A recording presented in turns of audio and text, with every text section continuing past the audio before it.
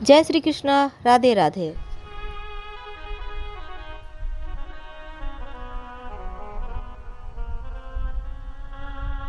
अब एक नियम बड़ा विचित्र है हमारा शंकर पर जल चढ़ाने का। जो भाव वर्णित किया जाता है कि हम शंकर को मंदिर में जाकर जल चढ़ाते हैं तो खड़े खड़े चढ़ाएं कि बैठकर चढ़ाएं। बहुत ध्यान देना साहब। शंकर में मंदिर में जाकर हम भगवान शंकर को जल चढ़ाएं तो खड़े होकर चढ़ाएं कि बैठकर चढ़ाएं। अब दो तरह का शिवलिंग है मंदिरों में, दो तरह का शिवलिंग का निर्माण होता है, ठीक है। एक विष्णु शिवलिंग,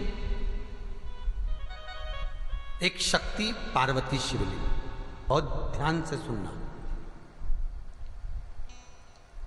दो तरह का शिवलिंग मंदिरों में होता है, दो तरह का शिवलिंग मंदिरों में होता है, समझ लेना बहुत अच्छी तरह से। एक शिवलिंग वो होता है जो जमीन पर डायरेक्ट जलाधारी रहती है, शिवलिंग रहता है, ऐसी जलाधारी पूरी की पूरी, और शिवलिंग जमीन पर रखा रहता है, भूमि पर रखा रहता है, डायरेक्ट जमीन पर।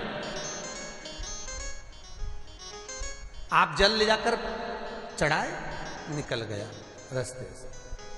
एक शिवलिंग जो जमीन पर डायरेक्ट शंकर भगवान की जलाधारी और शिवलिंग रखा रहता है, वो शक्ति शिवलिंग कहलाता है। माता पार्वती का हस्तकमल उस शिवलिंग के सम्मुख में, और दूसरा शिवलिंग एक डमरू जैसा होता है। अब वो हम उसको कैसे वर्णन, एक डमरू शिवलिंग होता है, ऐसा उसका स्टैंड होता है, ऐसा स्टैंड होता है, नीचे शिवलिंग रखने की जगह होती, फिर ऐसा होता है, फिर उसके ऊपर इस तरह शिवलिंग रखा होता है। देख, दर्शन करें आप लोगों ने। अब फिर इसके ऊपर शंकर भगवान का शिवलिंग रखा होता है, ठीक है। इस तरह का जो शिवलिंग होता है, एक डायरेक्ट नीचे रखा हुआ शिवलिंग, और एक भगवान जो नीचे डमरू जैसी आकृति होती है, इस पे जो डमरू जैसा जो भाग बना होता है, ये भगवान विष्णु का हस्तकमल है, और ऊपर का जो भाग है वो भगवान ब्रह्मा का हस्तकमल है। इसको विष्णु शिवलिंग कहते हैं।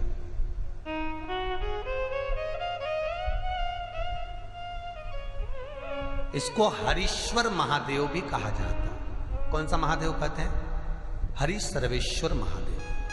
हरीश्वर महादेव भी कहते हैं, हरि सर्वेश्वर भी कहते हैं। तो डमरू जैसा जो शिवलिंग का निर्माण हुआ है मंदिर में, अगर शिवलिंग ऊंचा है, शिवलिंग थोड़ी सी हाइट पर है, ऊंचाई पर है, और डमरू जैसा भाग फिर उसके ऊपर जलाधारी के बाद शिवलिंग निर्माण किया गया है, तो वो विष्णु शिवलिंग कहलाएगा, वो हरीश्वर शिवलिंग कहलाएगा, वो हरिवंश शिवलिंग कहलाएगा, हरीश्वर कहलाएगा। और जो डायरेक्ट सीधे जो रखा हुआ है, 12 ज्योतिर्लिंग के अगर आप दर्शन करेंगे तो कहीं पर भी आपको विष्णु शिवलिंग नहीं मिलेगा, केवल एक नागेश्वर को छोड़कर।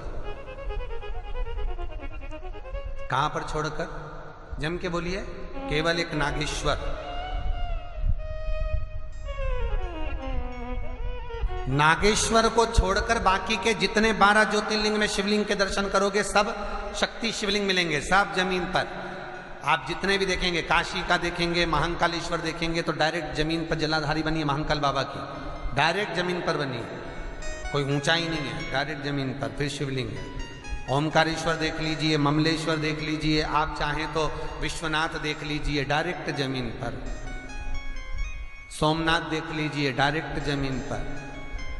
केदारेश्वर देख लीजिए, डायरेक्ट जमीन पर। भीमाशंकर, वैद्यनाथ, डायरेक्ट। आप वैद्यनाथ जी के लाइव प्रसारण कभी चालू कर देखना, डायरेक्ट जमीन पर, डायरेक्ट। तो जितने भी शिवलिंग हैं सारे के सारे शक्ति शिवलिंग हैं। जो डमरू के भाग पर रखा हुआ है वो हरीश्वर शिवलिंग, विष्णु के हस्तकमल पर जो रखा है, तो शास्त्र कहता है आप शक्ति शिवलिंग का जब जब अभिषेक करें, बहुत ध्यान रखना अपनी जिंदगी में इस प्रसंग को, जो शक्ति शिवलिंग हो उस पर जब भी जल चढ़ाना, तो बैठकर चढ़ाना,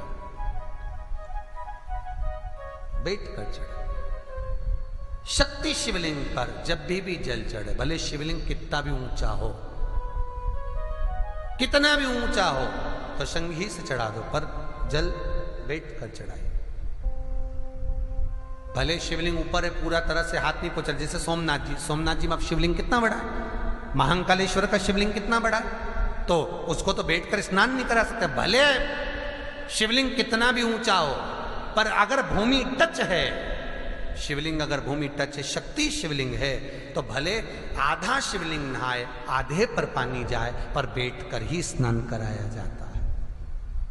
और महाराज यदि हरीश्वर शिवलिंग है, अर्थात भगवान विष्णु के हस्त कमल पर, ब्रह्मा के हस्त कमल पर यदि शिवलिंग है, तो वो शिवलिंग का जब भी स्नान कराएंगे, अभिषेक कराएंगे, पूजन कराएंगे, तो खड़े होकर ही करना है। और खड़े होने का भी तरीका होता है, दोनों चरण बराबर में रखकर कभी भी शंकर भगवान के शिवलिंग का स्नान नहीं कराया जाता।